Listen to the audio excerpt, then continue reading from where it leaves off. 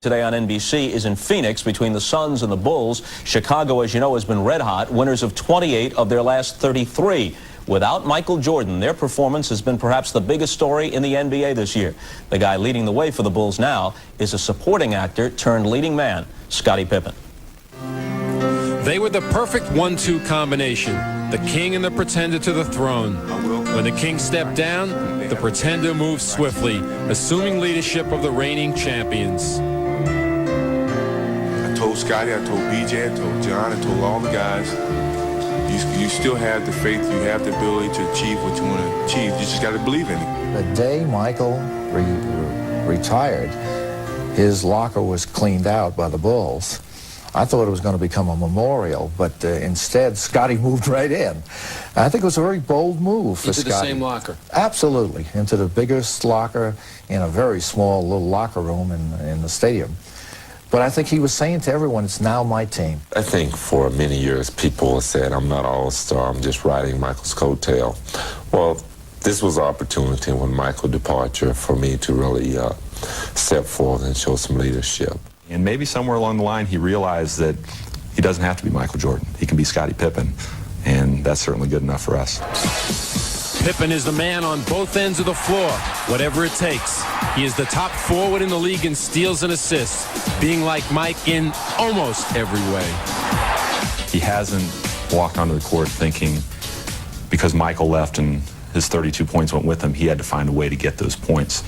I would go so far as to say that Scottie in our league is probably the most complete player we have. Scottie could, go out and take the game upon his shoulders and shoot it 30 times a game, but he's not that type of player.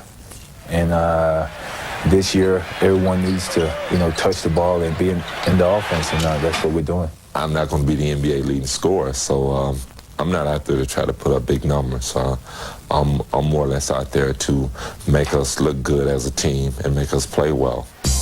He is the reassuring voice on the floor, yet Pippen has had to stand up to those who challenged him in past playoffs. The label of easy to intimidate no longer applies. The mental toughness has probably been added to his game. A lot of times you see him stand up to a lot of the guys now, and opposed to when he was a little bit younger, he kind of overlooked it and just like, well, I'm just going to play my game and not worry about it. But I think sometimes you just have to stand there and make a stand just to let him know that you're not going to be intimidated. I think that's what he's doing now. I just kind of play through it. I feel like that if I be quiet and just go out on the court and let my play take over, then they will shut their mouth. No matter how much I've been criticized, I've always got the last laugh, and I got 3 rings to show. Even with 3 straight road wins this week, Pippen has voiced the need for more help on a Jordan-less squad.